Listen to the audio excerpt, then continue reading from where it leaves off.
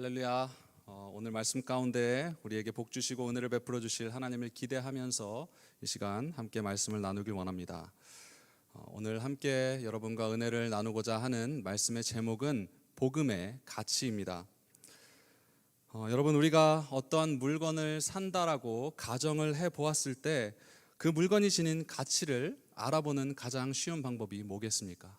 바로 그 물건에 붙어있는 그 프라이스 택, 그 가격표를 보는 것입니다. 그 가격표에 적혀있는 금액이 크면 클수록요, 우리는 그만큼 그 물건이 가치 있는 물건이라고 판단을 할 수가 있을 것입니다. 아무리 낡고 오래된 물건이라고 할지라도요, 만약에 그 가격표에 붙은 금액이 엄청나게 큰 액수라고 한다면 우리는 아마도 그 물건이 굉장히 희소성이 있거나 혹은 값비싼 재질로 만들어졌거나 혹은 장인의 손길을 거쳐서 탄생한 아주 귀중한 그러한 물품이라고 우리가 생각해 볼 수 있을 것입니다. 반면에요, 아무리 겉은 멀쩡해 보이고 또 좋아 보이는 물건이라고 할지라도 만약에 붙어있는 그 가격이 너무나도 싸고 혹은 터무니없는 가격이라고 한다면요, 어떻습니까? 아마 대개의 경우 그것은 언제 망가져도 이상하지 않은 값싼 재료들을 통해서 만들어진 부실한 제품일 확률이 높고요, 그 가치는 분명 낮게 책정이 되어 있을 것입니다. 이처럼 우리는요, 물건에 붙은 그 가격표를 보면서 그 물건이 갖는 실제 가치를 가늠해 볼 수가 있는 것입니다. 자, 여러분, 그럼 제가 여기서 한번 여러분께 질문 드리겠습니다. 그리스도인으로서, 신앙인으로서 여러분께서는 우리의 인생에 만약 우리가 볼 수 있는, 육안으로 확인할 수 있는 그 가격표가 우리의 몸에 붙어 있다라고 한다면, 그렇다면 여러분의 인생은 얼마짜리 인생이겠습니까? 하나님의 자녀로서 여러분의 인생의 가치는 어떻게 됩니까? 여러분의 인생은 과연 우리가 믿고 살 수 있을 만큼 그렇게 견고하고 또 질 좋은 가치 있는 인생입니까? 아니면 언제 결함이 발견되고 또 망가져도 이상하지 아니할 만큼 불완전하고 값어치 없는 그러한 삶을 살고 계십니까? 여러분, 이 세상에 그 어떤 사람도 결함이 있는 물건을 사고 싶어하는 사람은 아마 없을 것입니다. 아무리 겉으로 보기에 화려하고 이상이 없어 보이는 물건이라고 할지라도요, 만일 사려는 그 물건이 어느 시점에 이르러서는 분명히 결함이 생기고 망가져버릴 것이라는 것을 우리가 알게 된다면, 여러분, 과연 이 중에 그 물건을 살 사람이 있을까요? 아마 아무도 사지 않을 것입니다. 문제가 있는 물건은요, 팔릴 리가 없습니다. 그리고 그 가치가 결코 클 수도 없고 비싼 가격에 거래가 될 수가 없다는 것은 너무나도 당연한 이치입니다. 그런데 여러분, 우리의 인생은 어떻습니까? 만약 우리의 삶에 예수님이 없다면 우리의 인생에도 심각한 결함이 발생하게 됩니다. 왜냐하면 예수님이 없는 우리의 삶은 영원한 죽음으로 이어질 수밖에 없기 때문에 그렇습니다. 성경은요, 우리에게 단 한 사람도 빠짐없이 모든 사람이 죄를 범하였습니다, 그렇게 말씀하고 있습니다. 그리고 죄의 결과는 무엇입니까? 죄의 삭은 죽음이요. 로마서 6장 23절 말씀, 바로 죽음입니다. 하나님의 아들이신 예수 그리스도께서 이 땅 가운데 오셨던 이유가 무엇이었습니까? 바로 우리를 이 죄의 문제, 죽음의 문제로부터 구원해 주시기 위해서 예수께서 오셨던 것입니다. 하나님께서는 우리를 너무나도 사랑하셔서 하나뿐인 자신의 독생자 예수 그리스도를 우리 가운데 보내시고, 그 사랑 때문에 우리를 살리기 위해서 죽음이 아닌 영원한 생명의 길을 우리에게 열어주시기 위해서 우리를 대신할 흠없는 어린 양 예수님을 십자가의 속죄물로 내어주셨던 것입니다. 그래서요, 조금 전에 살펴본 로마서 6장 23절의 말씀은 죄의 삭은 죽음이요 라는 말로 끝나지가 않습니다. 사도 바울은 이렇게 고백합니다. 죄의 삭은 죽음이요, 하나님의 선물은 우리 주 예수 그리스도 안에서 누리는 영원한 생명입니다. 여러분, 혹시 이베이나 아마존과 같은 그러한 웹사이트에서 혹시 그 used 아이템, 중고 그 중고 제품을 구매를 해보신 경험이 있으신가요? 여러분, 온라인으로 중고 물품을 구매할 때 보면은요, 구매자가 그 물건을 사는 데 있어서 사기 전에 참고할 수 있도록 제품의 상태를 등급별로 나누어서 표기해 놓은 것을 우리가 볼 수가 있습니다. 여기는 몇 가지 대표적인 등급들이 존재를 하는데요. 먼저 가장 낮은 단계를 표시하는 것은 바로 acceptable입니다. 이것은요, 확실히 그 물건이 확실히 중고 티가 나지만 그럼에도 불구하고 그런 대로 사서 우리가 쓸 수 있는 상태의 물건을 가리키는 단어입니다. 그리고 그 위로는요, good, 그리고 very good, 이러한 등급들이 있습니다. 말 그대로 중고 물품에 우리가 사려고 하는 그 중고 물품의 상태가 양호하거나 아니면 매우 양호하다라는 것이죠. 그리고 중고 제품 중에서도요, 그 바로 위에 오히려 그거보다 더 높은 최상의 상태를 나타내는 것은 like new라는 표현을 통해서 표기가 되어 있습니다. 이것은요, 비록 그것이 중고 제품이기는 하지만 그것을 먼저 사용하였던 그 주인이 굉장히 그것을 잘 사용했다든지 아니면 거의 사용의 흔적이 없을 만큼 관리가 잘 되어서 새 것이나 다름없는 상태의 제품을 가리킬 때 우리는 그것은 like new라고 표기를 해놓습니다. 그리고 여기에 하나 더해서요, refurbished 제품이 있습니다. 한국에서는 부르기 편하게 그냥 리퍼 제품이라고 이렇게 말을 하는데요, 이것은요, 제품의 그 외관을 포함해서 제품 안에 혹시라도 결함이 있었다면 그 결함이 있는 모든 부품들을 새 것으로 온전히 다 교체를 해서 재생산해서 파는 제품들을 가리켜서 refurbished 제품이라고 합니다. 자, 그럼 여기서 제가 여러분께 퀴즈를 하나 낼게요. 앞서 우리의 인생을 물건에 빗대어 제가 비유를 하면서 우리의 인생은 우리의 죄로 인해서 영원한 죽음이라는 심각한 결함을 안고 우리는 살아가고 있다고 그렇게 말씀을 드렸습니다. 그리고 십자가 보혈의 능력으로 말미암아 우리가 이 죄의 문제로부터 해방되어 회복되었음을 말씀을 드렸는데, 그렇다면 죄로부터 자유함을 얻은 새로운 우리의 인생을 하나님께서 바라보실 때 방금 말씀드렸던 그 중고 제품들의 그 등급들 중에서 하나님께서는 우리를 어떠한 모습으로 바라보실까요? 자, 예제가 다시 나오고 있습니다. 1번 acceptable, 수용할 수 있을 정도의 그냥 그런 중고 제품, 아니면 2번과 3번 같이 양호한 상태, 매우 양호한 상태, 아니면 like new, 새 것과 같은 그러한 상태로 주님께서 우리를 바라보실까요? 아니면 refurbished, 재생산된 마치 새 제품과 같은 그러한 모습으로 우리의 인생을 바라보실까요? 여러분, 하나님께서 구원받은 우리의 인생을 바라보실 때요, 사실 정답은 방금 보여드린 그 보기 안에 있지 않습니다. 예수님을 우리 삶에 모시고 십자가 보혈의 능력으로 죄의 문제로부터 깨끗함을 입은 우리를 가리켜서 성경은 다음과 같이 알려주고 있습니다. 누구든지 그리스도 안에 있으면 그는 새로운 피조물입니다. 옛 것은 지나갔습니다. 보십시오, 새 것이 되었습니다. 고린도후서 5장 17절의 말씀입니다. 우리가 복음을 받아들이고 그리스도 안에 거할 때 우리는 새 것이 되었다고 그렇게 성경은 우리에게 알려주고 있습니다. 예수 그리스도의 보혈의 능력으로 말미암아 새로워진 인생은요, 거듭난 인생입니다. 거듭났다는 것이 무엇입니까? 말 그대로 새로 태어났다는 것입니다. 예수 그리스도로 말미암아 거듭난 우리의 삶은요, 하나님께서 보시기에 그저 아쉽지만 받아줄 수 있을 정도의 그러한 상태가 아닌 것이에요. 그저 양호하거나 매우 양호한 상태도 아닙니다. 심지어 오리지널 제품처럼 그 부품을 교체하고 재생산해서 다시 판매하는 refurbished 제품이나 like new와 같은 그러한 제품도 아닙니다. 복음의 능력 안에서요, 우리는요, 하나님이 보시기에 거듭난 새 인생, 앞에 보기에는 없었던 완전한 새 것, 이전의 새 것보다 더 새롭고 훨씬 더 좋은 바로 6번 brand new, 새 인생인 것입니다. 십자가에서 우리를 대신해 흘리신 예수 그리스도의 보혈의 능력으로 말미암아 우리의 인생에는 새로운 가격표가 붙게 되었습니다.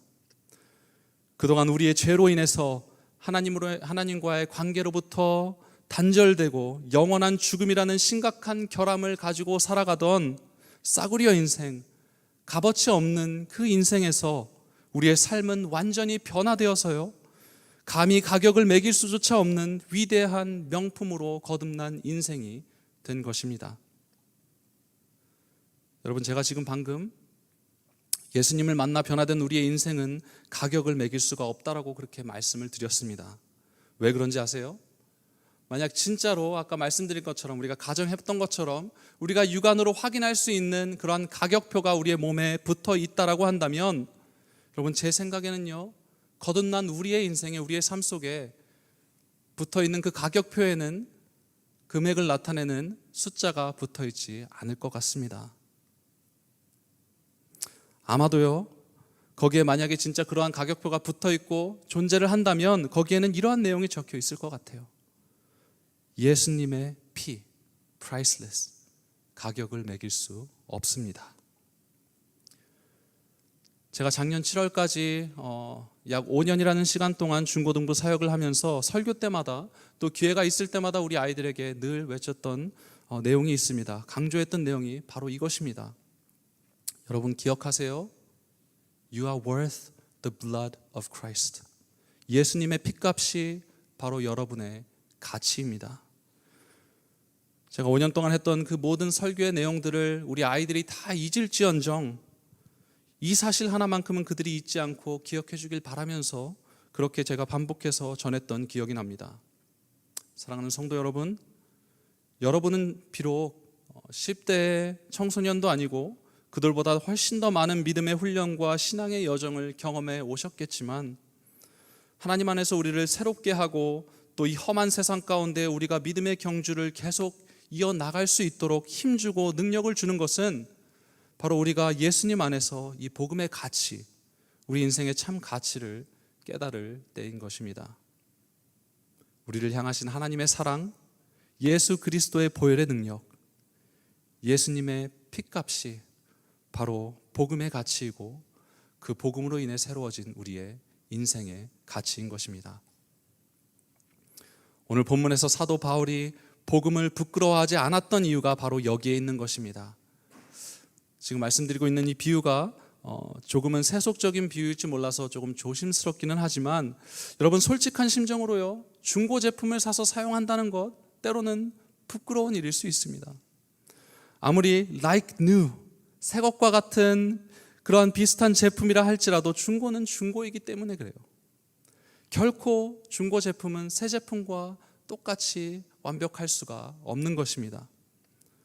저도 개인적으로요, 노트북과 같은 그러한 고가의 제품을 사게 되는 경우가 오면 새 제품을 산다기보다는 여러 가지 이제 경제적인 상황들을 고려를 해서 refurbished 제품을 사서 주로 애용을 하고는 합니다. 지금 사용하는 것도 그렇고요.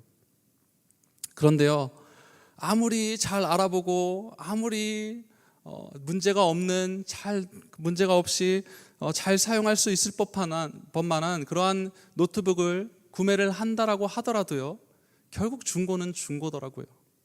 결국에는 쓰다 보니까 하나둘씩 문제점이 생기기 시작하고 발견이 됩니다. 아무리 새 것 같은 중고라도 결국에서 그것은 새 것과 똑같을 수가 없다는 얘기예요. 하지만 그리스도로 말미암아 새 생명을 얻은 바울은 이 복음의 가치를, 거듭난 인생의 가치, 새 것의 가치를 정확하게 이해했던 사람이었습니다. 나는 복음을 두려워하지 않습니다. 이 복음은 유대 사람을 비롯하여 그리스 사람에게 이르기까지 모든 믿는 사람을 구원하는 하나님의 능력입니다. 로마서 1장 16절 말씀입니다. 여러분, 우리도 평소에 사고 싶었던 아주 좋은 물건을 드디어 손에 얻게 되었을 때 우리는 어떻습니까? 우리도 은연중에 그것을 자랑하고 싶어하고 보이고 싶고 다른 사람들이 그것을 알아봐 주길 원하는 것이 우리의 마음입니다. 왜 이런 마음이 생길까요? 새로 산 그 물건이 너무나 좋기 때문에 그래요. 너무 좋아서 그 기쁨을 도저히 혼자만 간직하기에는 아쉬운 마음에 주변 친구들에게 보여주고 싶고 자랑하고 싶은 것, 이것이 우리의 솔직한 심정이 아니겠습니까? 예수님을 만나고 새 생명을 얻게 된 사도 바울은요, 자신에게 주어진 새로운 인생의 가치가 얼마나 큰지 너무나도 잘 알고 있었습니다. 그렇기 때문에 그에게 있어서 복음은 부끄러움의 대상이 아니라 자랑의 대상이었던 것입니다. 예수님께서 십자가상에 흘리신 그 피값으로 지불하신 것, 그것이 우리의 생명이고 복음의 가치이며 우리 인생의 가치라고 생각할 때 우리는 그것을 자랑하지 않고는 못 배겨야 하는 것이 정상인 것입니다.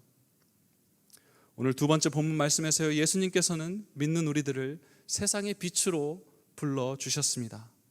그러면서 두 가지 비유를 통해서요, 빛의 특성에 대해서 말씀을 해주십니다. 너희는 세상의 빛이다. 산 위에 세운 마을은 숨길 수 없다. 또 사람이 등불을 켜서 마을 아래에다 내려놓지 아니하고 등경 위에다가 놓아둔다. 그래야 등불이 집안에 있는 모든 사람에게 환히 비친다. 예수께서 말씀하고 계신 빛의 특성이 무엇입니까? 빛은 숨길 수도 없고 숨겨서도 안 된다는 것입니다. 세상에 빛이 존재하는 이유는 빛을 비추고 드러내기 위함이지 스스로를 감추거나 또 무언가를 가리기 위함이 아닙니다. 여러분, 높은 산 위에 있는 도시를 그 마을을 멀리서도 누구나 다 볼 수 있듯이 우리는 세상에 보여져야 하는 존재인 것입니다. 세상에 복음의 빛을 비춰야 하는 존재입니다.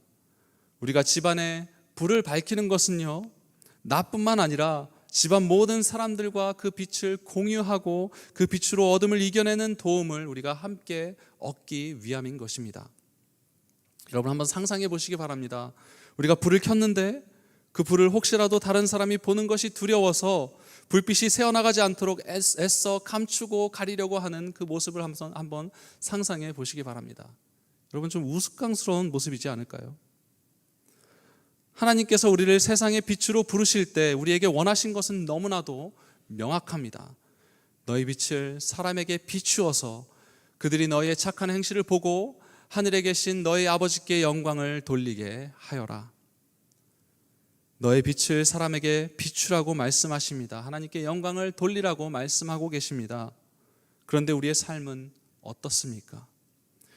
예수님께서는 우리를 위하여 자신의 생명을 내어주사 그 핏값으로 우리를 구원해 주셨습니다. 영원히 죽을 수밖에 없는 형편없는 인생의 가치에서 이제 우리 인생의 가격표에는 그리스도의 보혈이라는 명품 라벨이 붙게 된 것입니다. 그 값은 측량할 수조차 없는 엄청난 은혜입니다. 그런데 혹시 저와 여러분이 이 놀라운 하나님의 은혜를 세상으로부터 숨기려고 하거나 또 감추려고 들고 있지는 않으신지요? 우리 한번 우리 자신의 모습을 돌아볼 수 있었으면 좋겠습니다. 마지막으로 한 가지 예화를 말씀드리면서 오늘의 말씀을 정리하고자 합니다. 여러분, 우리가 흔히 접할 수 있고 또 즐겨 마시는 음료수 중에 뭐가 있죠? 콜라가 있죠. 이것은 여러분, 코카콜라는 몸에 좋지도 않습니다. 몸에 좋지도 않은데도 불구하고 이 음료가 주는 그 시원함 때문에 오늘도 수많은 사람들이 이 음료를 사 먹고 있습니다. 그런데 이 코카콜라가요, 전 세계적으로 얼마나 유명하고 또 많은 사랑을 받고 있는지 여러분 아시나요? 제가 검색을 조금 해보니까는요, 정말 전 세계적으로 이 코카콜라가 수출되지 않은 나라가 거의 없었습니다. 그렇게 많은 나라에서 이 음료수를 사서 마시고 있었습니다. 심지어는요, 전기조차 제대로 들어오지 않는 그러한 나라에서도 또 그 나라에서 아무리 외딴 동네라고 하더라도 마음만 먹으면 얼마든지 그 로컬 슈퍼마켓에 가서 콜라를 구할 수가 있다는 거예요. 여러분, 실제로요, 제가 오래전에 한국에서 교회를 섬기고 있을 때 네팔로 단기 선교를 다녀온 적이 있습니다. 여러분 잘 아시는 것처럼 이 네팔이라는 곳은 각 가정마다 하루에 쓸 수 있는 전기의 양이 평균적으로 2시간도 안 될 정도로 그렇게 세계에서 가장 가난한 나라 중에 하나라고 합니다. 그런데요, 그곳에서조차 우리는 우리 마음대로 편하게 전기를 사용할 수조차 없었지만 음료수가 마시고 싶으면요, 언제든지 주변에 있던 슈퍼마켓에 가서 콜라를 사 먹을 수가 있었어요.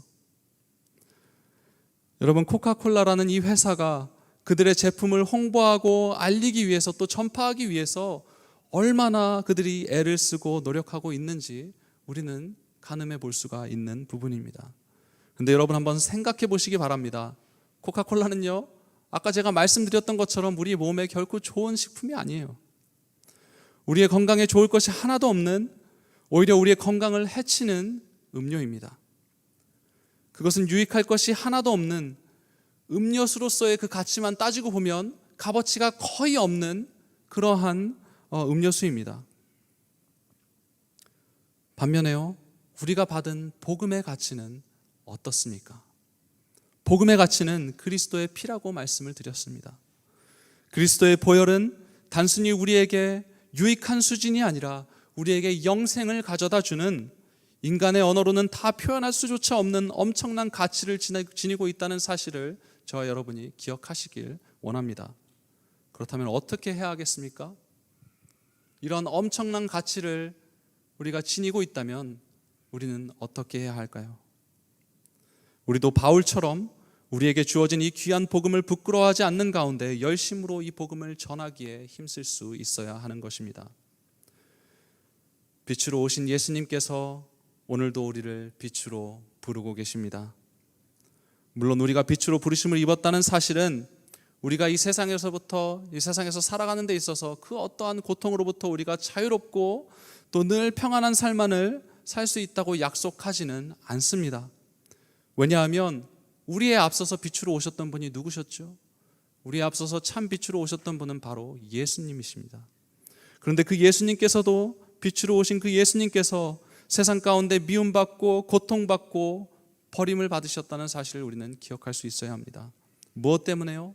바로 복음 때문에 그렇습니다. 여러분, 우리도 예수님을 따라서 우리에게 주어진 복음의 가치에 합당한 그 삶을 살기 위해서 치열하게 노력하며 살아가다 보면 어쩌면 우리가 원치 않을지라도 우리도 그 복음으로 인해서 세상으로부터 수치를 당하는 순간이 올지도 모릅니다. 그러나 여러분, 간절히 바라기는 우리가 그러한 순간에도 결코 그 복음을 부끄러워하지 않으시기 바랍니다. 세상이 복음을 멸시하고 무시하고 인정하지 않으려는 이유는 저들이 복음의 그 진정한 가치를 모르기 때문에 그렇습니다. 우리 예수님께서 핏값으로 지불하신 그 복음의 가치를 아는 그러한 사람들로서요, 간절히 바라기는 저와 여러분들이 사도 바울처럼 우리가 받은 이 복음, 이 새 생명을 세상 가운데 마음껏 자랑하며 오늘도 그리고 내일도 사실 수 있는 저와 여러분이 되시길 간절히 축복합니다. 기도하시겠습니다.